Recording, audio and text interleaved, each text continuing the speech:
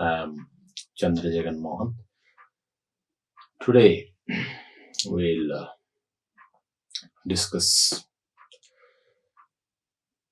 deal with the topic about the boilers. So as we were discussing about the different types of energy scenario,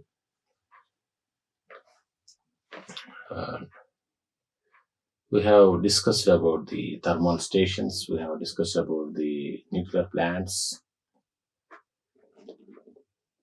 and hydropower plants and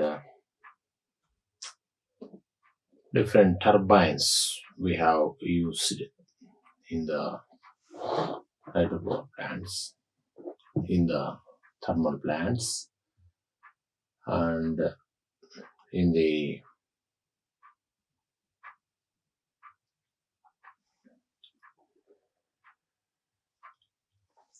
gas turbine. So that's we have discussed. See, actually, we were discussing about the conventional sources. If we are going to discuss, okay, as we have told that except for the photovoltaic energy, we are going to which is major for generating the major sources except for the photovoltaic energy in huge amounts. Okay, we are using the turbines. That's why we have discussed about the turbines in the previous classes. Okay, but what actually is that if you are discussing about the generating of power, if you are dealing with the wind energy, no need to discuss about the heating, high heat, making of high melting point turbines or steam turbines, and also hydropower plants. So if you come to the generation of power with generation of the power with the help of thermal energy. So first thing is that for thermal energy you need some fuel.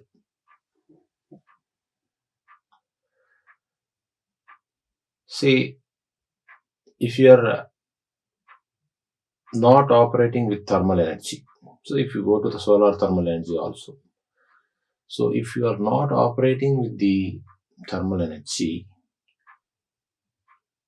no need of discussing about the boilers or making of discussion about the melting points of different alloys, making of turbines, and also you need fuel. See, if you go to the hydropower, no fuel there, so just energy of the water you are converting. If you go to wind power, no fuel there, they are natural sources. But if you come to the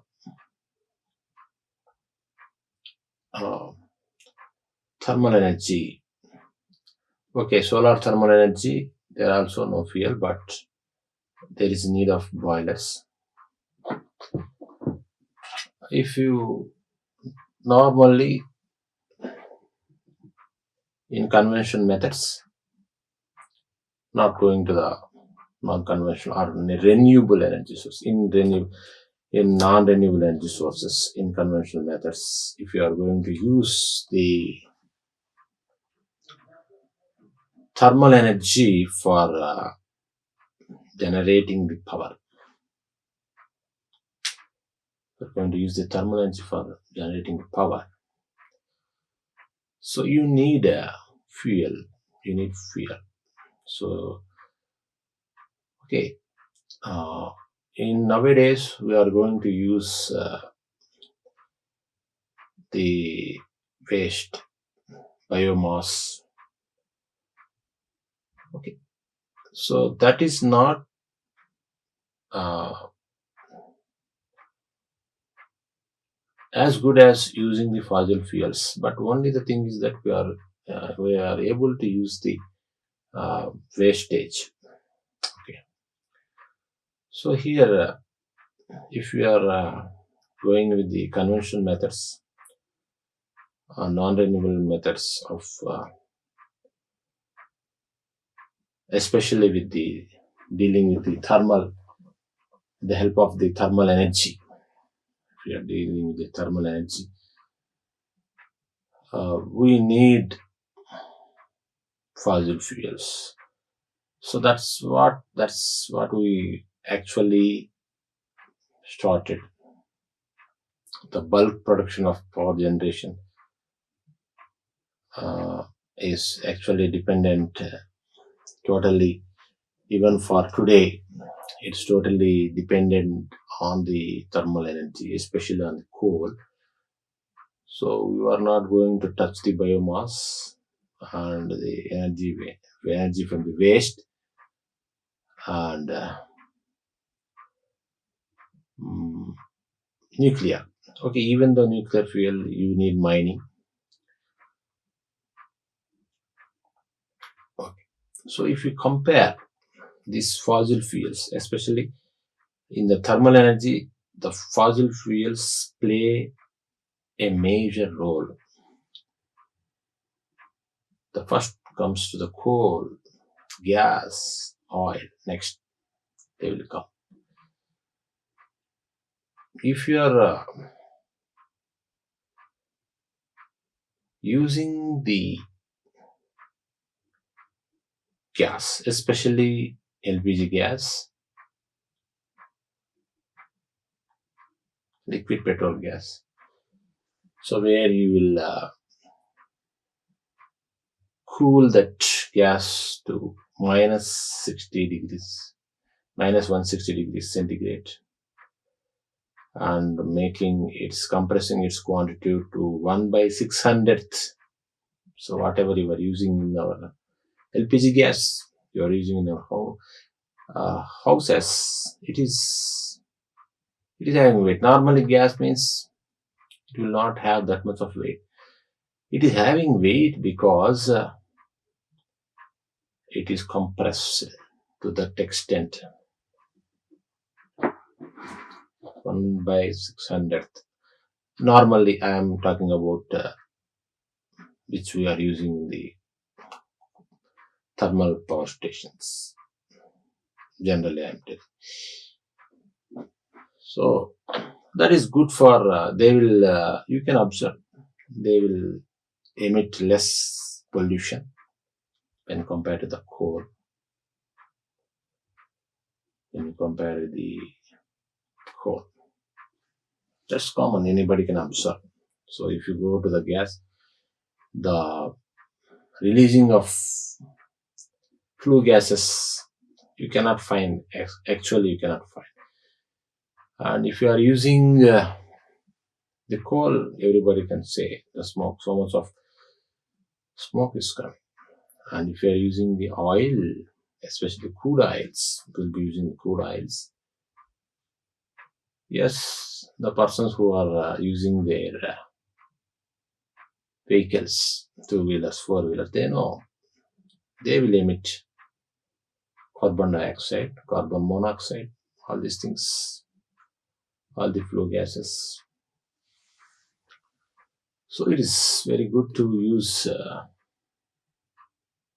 LPG gas for producing the power, but because of the different constraints, storage, the financial constraints, nowadays we are using the coal. So if you are going to the coal based plant, so you need the boilers For remaining things, no need of boilers. You need boilers here. You can use just gas turbines there.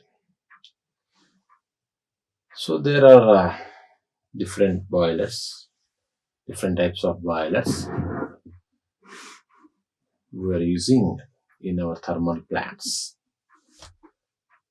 So each have their advantages and disadvantages, but majorly they can be divided into water circulating and gas circulating, and we will not go to the much more deep classifications there. We are going to discuss mainly about the major differences. So first of all, we are going to see what is boil. So the thing, anything where which is which gives space for boiling something. So normally boiling means if you are adding the water, we will tell it as boiling. Otherwise, we can tell it as burning, frying. Okay. See, if you are going for omelette, so you are not adding any water. You are telling that it's omelette. Otherwise, if you are adding with water, if you are heating with water, you are telling it as boiled egg. Okay. Similarly, the boiler. So we are going to boil the water here, especially here in cooking. We are going to boil water with something to make the food. So here, the boiling means especially we are boiling the liquid or water. So it is normally it is vessel. So in our houses we are using vessels, but in thermal plants, that much small amount of water we are not going to use. We are going to use some liters, so many liters of water you are going to boil, and you need to produce the steam. Not simply boiling is not sufficient. You have to produce. So you will be having very big vessel with fluid, generally water, typically water. Okay. So you are going to boil. So after boiling, what happens is that it will become the steam, and we are going to use that steam in our thermal plants for rotating the turbine. So we have discussed in our previous classes what are the types of alloys we are going to use. Superalloys, titanium alloys. So we are going to use to make those turbines to withstand that high temperatures, even for the gas turbines. So with very much high temperature than this thermal plants. Okay. So the principle is very simple. We are going to burn something with some fuel, coal or something. So it is a closed vessel, and we are placing the water in that closed vessel, and we are going to boil. Okay. So after the certain point, it will become steam, and we are going to use that steam for different purpose. So here we are using for the rotation of the turbine, steam turbine. Last class we have discussed how that steam is going to fall on the blades and going to expand and going to rotate the turbine. And the efficiency is normally, so what we are getting out by the what we have supplied. So the heat carried by the steam by the divided by the heat supplied by fuel, that is the efficiency. So normally here the efficiency is 88%, starting from 80, minimum of 80 to maximum of 88%. So this is because improper combustion and losses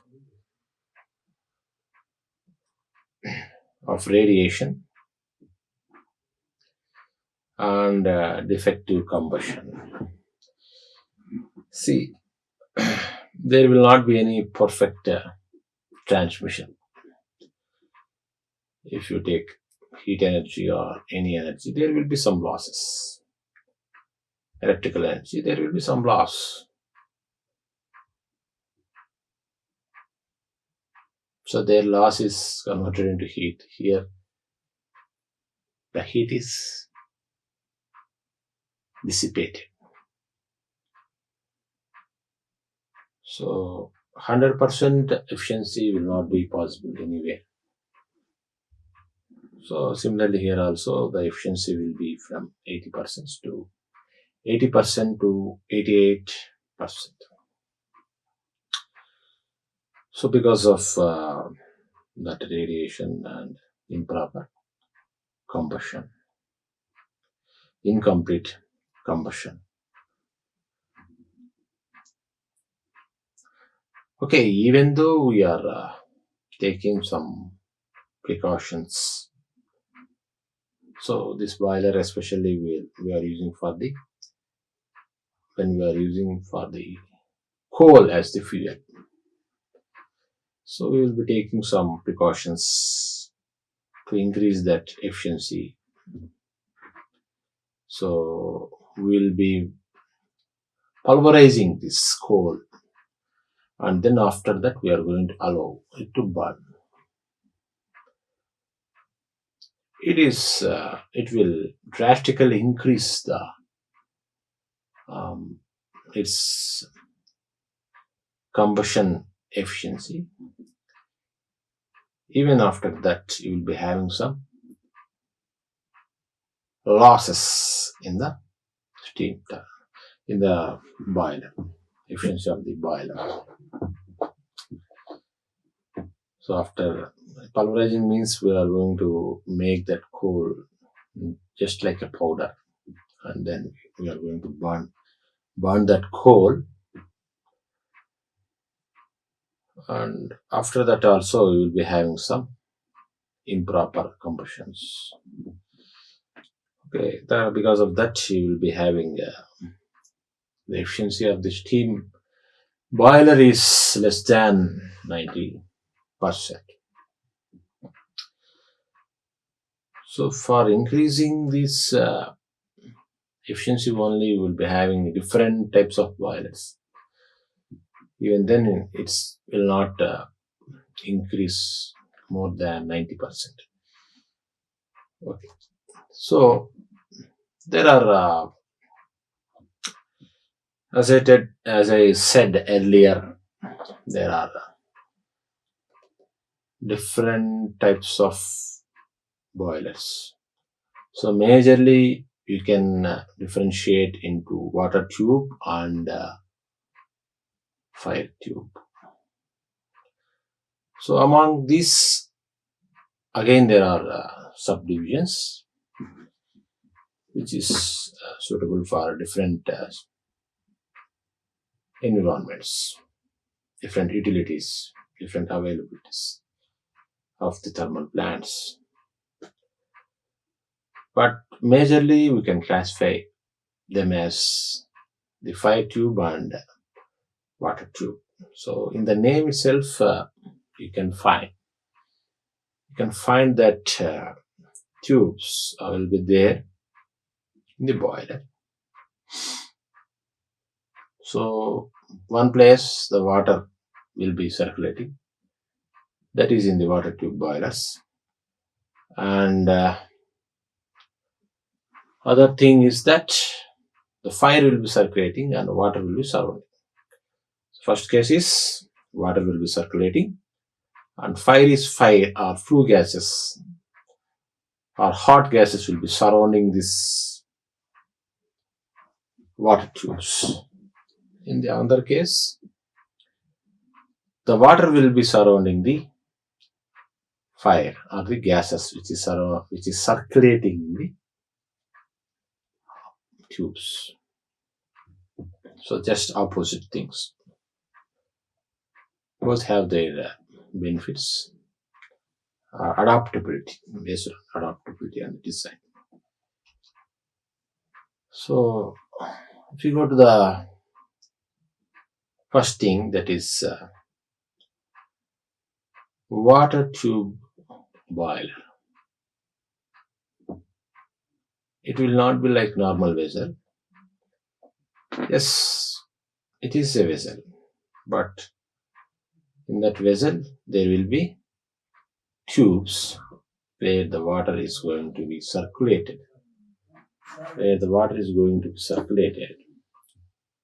And the fire or the hot gases, the flue gases are going to surround those water tubes.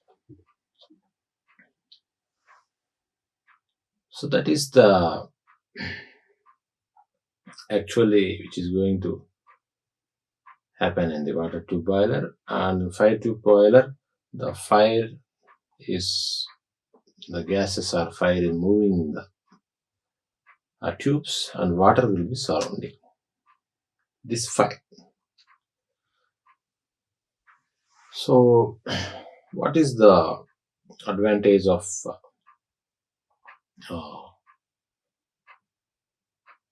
water tube boilers?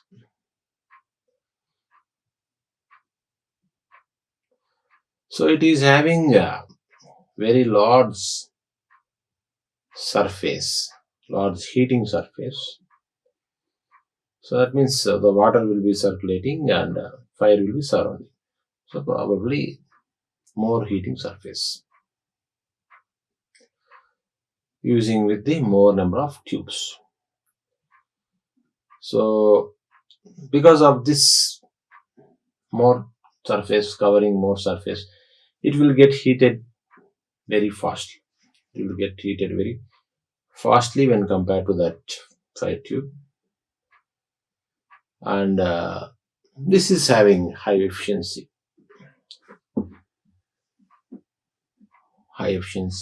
that of the fire tube boilers. So that's why it is more adaptable. So this is used in large thermal plants. So that is about the. See here, you can observe in the diagram. See, so the water is. So this is a horizontal tank or longitude tank, water tube boiler. So there you can observe how the water is.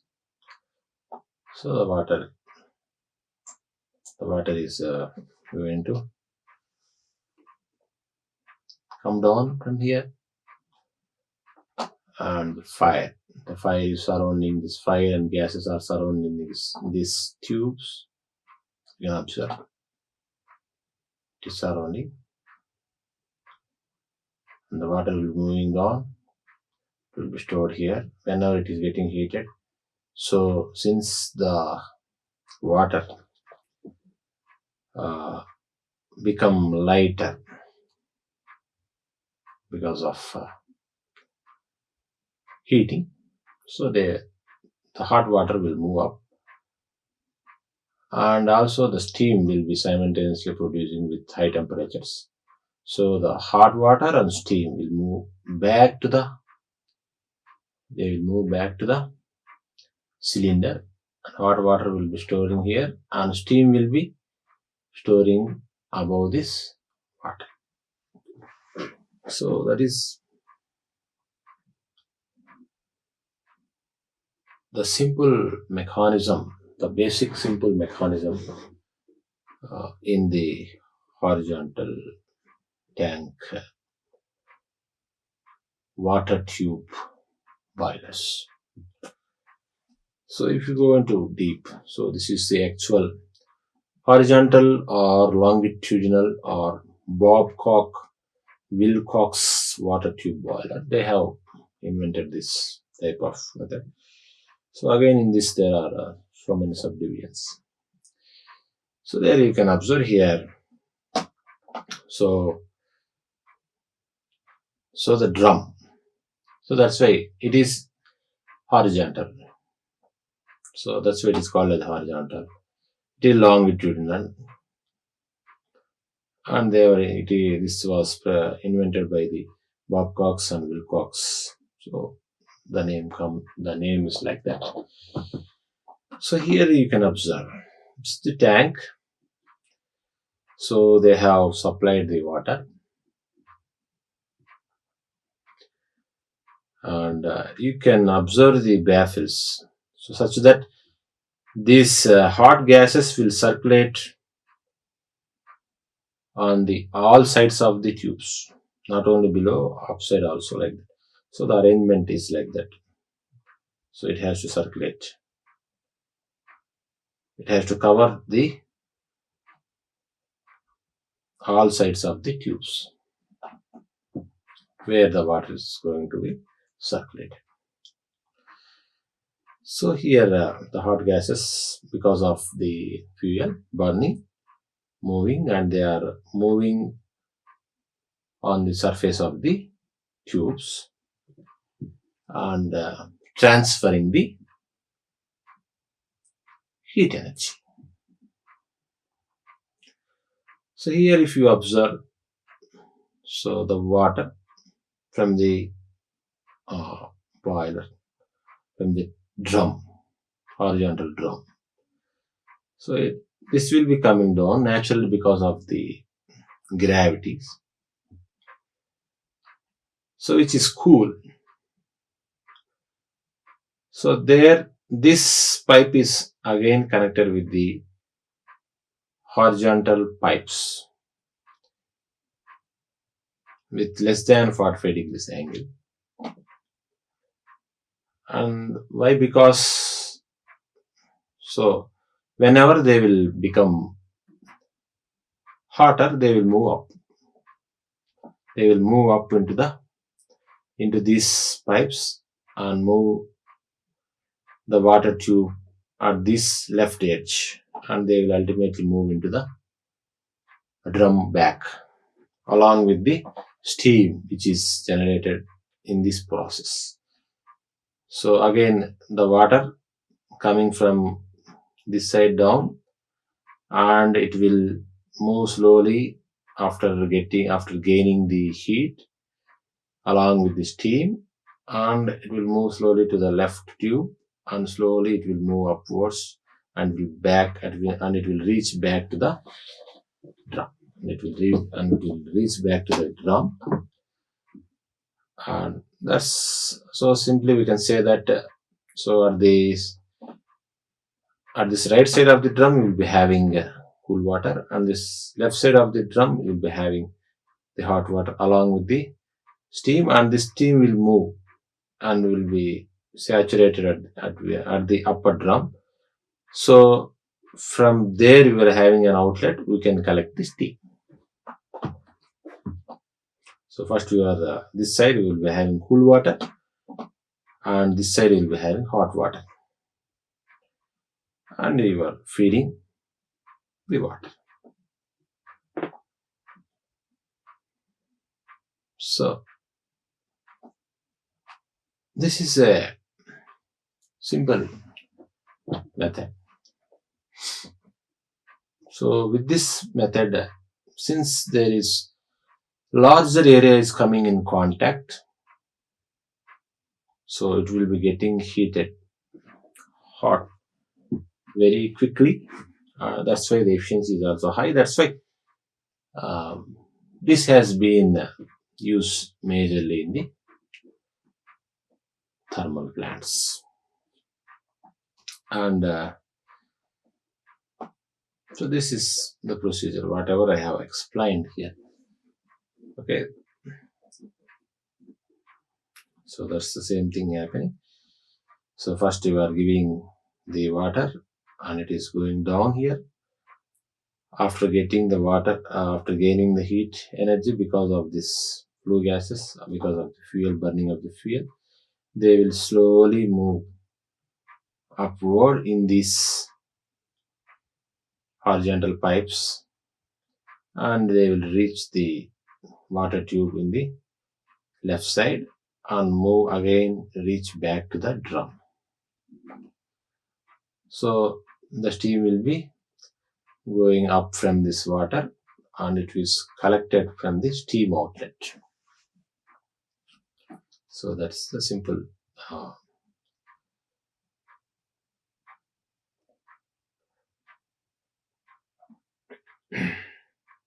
simple thing.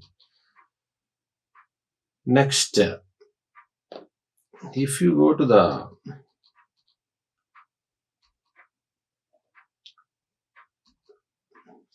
plant where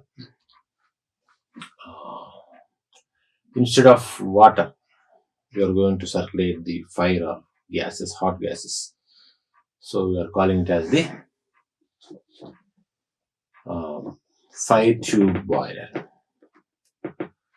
So here also we'll be having the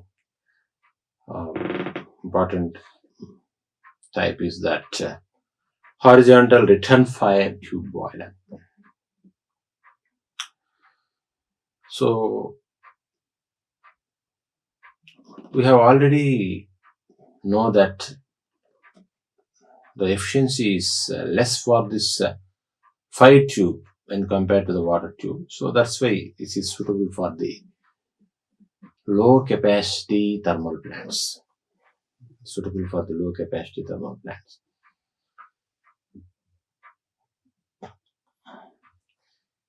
See here, there the water tubes are submerged in the gases. Here the fire tubes are submerged in the water. So here you can observe. You can observe here. This is the furnace, and there is a brickwork support for supporting this boiler. So in this boiler, we will be having the water. We will be having the water. In between this water, there will be tubes. You can observe here. So this is fire tube. This is fire tube. This is fire tube. So wherever there is no blue color, that is fire tube here. You can easily understand that. So these flue gases or hot gases will move into these tubes, and in between these tubes, actually these tubes are submerged in the water. So whenever they are moving in these tubes, so since these tubes are surrounded by the water, they will lose their heat energy. They will transmit their heat energy to the water, and they will, if they are coming to this point, they will get exhausted. So that means they will mostly lose their thermal energy and they will move away. So here what is happening? So at this point, at the lowest point, the cool water will be coming. See, you can now just observe this, why the hot water will be going up and cool water will be in the bottom. If you just take if you go to in your house, you just take a vessel and you pour water and you just on the stove, you just put the fire. After some time, you can observe there will be movement of water, bubbling of water. So some water is coming up and some water is going down. Some water is coming up and some water is going down. So that's what exactly happening here. So the hot water will become lighter. So which is coming in contact with the bottom of the vessel there. So it is becoming lighter and it is moving up. It is becoming lighter and it is moving up. Hotter and lighter, it is moving up. So to fill that place, the water which is at the top of the vessel, so which is in contact with the air is cool. So that will move down and it will become hotter. And so this will be cycling. So it will slowly move up and come in contact with the air and losing the thermal heat energy. So simultaneously, the water which has gone down has gained the heat energy and became lighter, is moving up, and this is moving down. Again, this is gaining the lost heat energy, so it will move up. So the simultaneously the water which has gone up will lose some heat energy and it will come down. It is gaining slowly. So it has gained slowly it will come up. It has lost, slowly it will come down. So similarly, here also the cold water will be here, and from tube by tube, the hot water will be there. Under the last tube, you can find the steam, and you are going to collect the steam from the steam outlet. So this is what happening in the boiler, 5-tube boiler. So this is somewhat less, with some less efficiency. So this is also having advantage that it is very compact in construction. So the fluctuations in steam demand can be met easily. It is cheaper than water tube boiler. Normally, the water tube boiler is having high efficiency, so it is costly. So this is having low efficiency. It is cheap, and the construction is also very, very simple. So because it is having less exposure, surface heating, so it will be having less efficiency than the water. So that is the disadvantage. And also the formation of steam, the time taken for forming the steam is also less.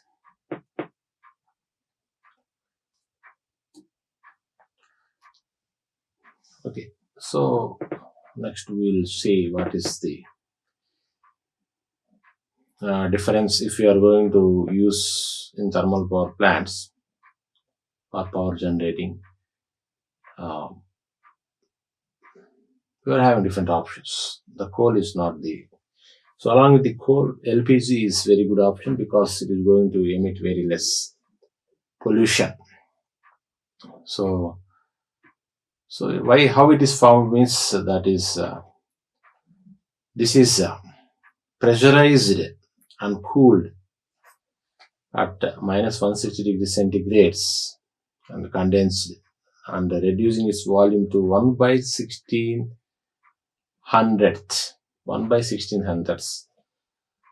So naturally, it requires some special storage tanks and special tanker ships. So if one tanker is coming to India, it will capable of supplying 2.1 million households per month. So that amount is enough to supply the power for 2.1 million households per month. So it is a clean source of energy. It releases very less. So if you come to the coal, it is cheap source, and but when come to the pollution, it is next to the oil and gas, and also it requires more storage. It requires conveyors. It requires steam. It requires boilers for this. So if you are having a 85,000 ton capacity vessel for storing the coal, it will survive 1.05 million households per month. So, but will emit so much of pollution. It will give larger environmental impact than the LPG and the crude oil. So the crude oil, so it is easy to transport and store when compared to the LPG. So LNG, liquid natural gas. So you require a special type of storage tanks and special type of ships. Liquid natural gas. Okay.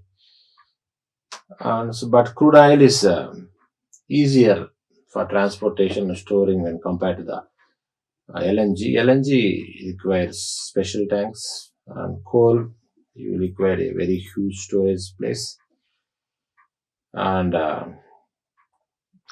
cost of the crude oil is less when compared to the LNG, and so if you are having a 5,000 KL capacity, it will survive 73,000 households per month. So we are in order to protect the environment, we are using the crude oil with 0.1% of sulfur, not more than 0.1% of sulfur. So LNG is economic. When you come to the economic thing, LNG is economical next only after the coal.